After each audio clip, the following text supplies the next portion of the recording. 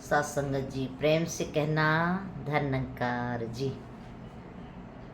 सदगुरु की कृपा रहमत सब पर बरस रही है। समागम आने वाला है। कहते हैं संतों का त्योहार, खुशियाँ, रहमतें, सदगुरु के दर्शन, संतों के दर्शन, सत्संगत अनेकों प्रांतों से, अनेकों देशों से संत इकट्ठे होते हैं और वहाँ पर हर संत के दर्शन होते हैं। किस तरह से संतों का एक मिलन होता है समागम में, जिसको संगम कहते हैं।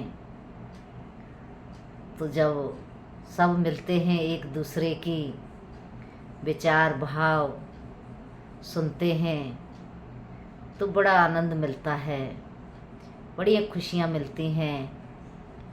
कहते हैं फिर आत्मा बड़ी खुश होती है अपने प्रभु परमात्मा की चर्चा सुन के, क्योंकि संतों महापुरुषों ये आत्मा परमात्मा का अंश है। इसलिए इसको सिर्फ परमात्मा की बातें ही अच्छी लगती हैं, परमात्मा की बातें ही इसको सुहाती हैं। और जब अपने प्रभु की बात सुनती है तो बहुत खुश होती है। तो हम कितने किस्मत वाले हैं, कितने सौभाग्यशाली हैं कि हमको ऐसे सद्गुरु मिले जिन्होंने इस ब्रह्म प्रभु परमात्मा को अंग संग दिखा के हमारी आत्मा का रिश्ता इस ब्रह्म से जोड़ दिया। अन्यथा संतों महापुरुषों ये जीवन हमारा अंधेरे में ही चला जाता, कुछ भी हमारे हाथ नहीं लगता।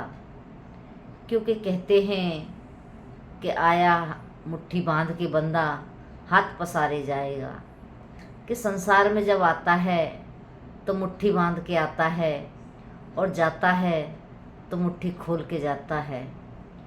क्योंकि मुट्ठी बांध के आया है तो कहते हैं मुट्ठी बंधी है तो उसमें कुछ ना कुछ तो है। अब कुछ क्या है, वो श्वासों का खजाना मुट्ठी में लेकर के एक संत आता है, एक इंसान आता है। तो जब वो श्वासों का खजाना लेकर के आता है, फिर एक एक श्वास वो जीवन जीता है और जब जाता है तो फिर खाली जाता है। इसलिए महात्मा समझाते हैं कि इसके बदले कुछ तो प्राप्त करो, श्वासों के बदले। क्योंकि श्वासों के बदले में इस राम नाम के खजाने को इकट्ठा करना हमारी एक जिम्मेदारी है। हमने इसको इकट्ठा करना है, राम नाम को, और इकट्ठा करके इसे लेकर के जाना है। तो संतों महापुरुषों हम बहुत सौभाग्यशाली किस्मत वाले हैं कि आज हमारी श्वासों का मोल पड़ा, इनकी कीमत डली, इस परमात्मा का ज्ञान मिला, सत्संग मिला, सेवा मिली, सिमरन मिला, संत मिले, सद्गुरु मिले और सत्संगत हमारा जीवन इस तरह से सद्गुरु ने धन्य कर दिया। ये जीवन अन्यथा तो वही अज्ञानता में, तेरे मेरे में, अपने पराये में गुम हो जाता। तो संतों महापुरुषों ये जीवन इतना अनमोल है। कहते भी हैं कि हीरे जैसा जन्म कौड़ी बदले जाए, कि इस हीरे जैसे जन्म को कौड़ियों के बदले ही लुटा देते हो, कुछ भी प्राप्त नहीं करते, तो फिर ये जीवन बेकार है। ये दुनिया की जितनी भी हम काम करते हैं और वस्तुएं इकट्ठी करते हैं, घर बनाते हैं, बच्चे पैदा करते हैं, अनेकों सुख सुविधाओं की हम संभाल करते हैं, इकट्ठा करते हैं, लेकिन ये सब यहीं रह जाता है, साथ में कुछ भी नहीं जाता। साथ में कुछ जाता है तो एक प्रभु परमात्मा का नाम जाता है। ये नाम का खजाना हमारे साथ जाता है। लेकिन ये नाम भी कहते हैं, ज्ञान तो बहुत लेते हैं, लेकिन ज्ञान समझ में किसी किसी को आता है। कोई कोई तो सत्संग करते हुए भी ज्ञान समझ में नहीं आता, और जब ज्ञान समझ में आता है तो फिर इस राम नाम के खजाने को, इसके एहसास में जीना शुरू कर देता है। एक भक्त नाम नाम के खजाने को इकट्ठा करना शुरू कर देता है, क्योंकि फिर उसे पता चल चुकी होती है कि मुझे ये जीवन क्यों मिला है। ये जीवन हमको मिला है तो सिर्फ और सिर्फ इस परमात्मा को प्राप्त करने के लिए ही मिला है, आत्मा की मुक्ति करने के लिए मिला है, भक्ति करने के लिए मिला है। कहते भी हैं, सत्संग में जब हम बैठे होते हैं तो बड़ा आनंद आता है, बड़ा एक सुकून सा महसूस होता है। एक भजन में कड़ी भी आती है, दुख कलेश का संतो यहाँ कोई काम नहीं, सत्संग वो गंगा है जिसमें जो नहाते हैं, पापी से पापी भी पावन हो जाते हैं।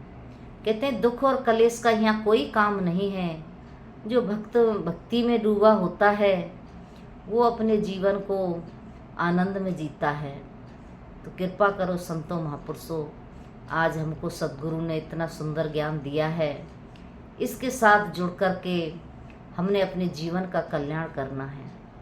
दुनिया के कार्य भी करने हैं, लेकिन सबसे श्रेष्ठ जो कर्म है भक्ति करना, इस परमात्मा को प्राप्त करना, ये कर्म हमने ज़रूर करना है। इस कर्म को करते हुए हमने अपने जीवन को जीना है।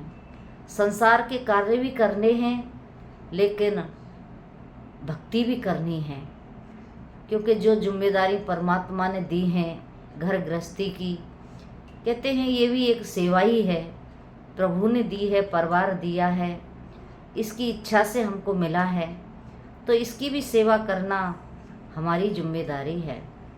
तो हमने इनकी सेवा करते हुए अपने जीवन का कल्याण करना है, और इसमें से समय निकाल के सत्संग करना है, और समय मिल जाए तो सिमरन करना है। कहते हैं सिमरन तो हम चलते फिरते, सोते बैठते उठते कर सकते हैं, लेकिन सत्संग के लिए समय निकालना आज के समय में बड़ा कठिन होता है। लेकिन सत्संग करना बहुत ज़रूरी होता है, क्योंकि जब बाबा बूटा सिंह जी ज्ञान देते थे महात्माओं को, कहते थे चलो सत्संग में, तो कोई महात्मा सत्संग के लिए मना करता था किसी काम की वजह से, तो उसके काम को ही सद्गुरु अलग हटा देते थे। एक महात्मा थे, दूध का काम करते थे, तो बाबा जी ने कहा कि सत्संग में चलो। तो उन्होंने कहा बाबा जी मेरी दुकानदारी का टाइम है, दूध गर्म हो रहा है, ग्राहक आने वाले हैं, तो मैं सत्संग में कैसे जा सकता हूँ। तो बताते हैं महात्मा कि उन्होंने लात मार के उस दूध को पूरे को फैला दिया, क्योंकि सद्गुरु जानता है कि इनकी भक्ति में ये व्याधा बन रहा है, इनकी भक्ति में ये रुकावट डाल रहा है, तो क्यों ना मैं इसी को अलग कर दूँ।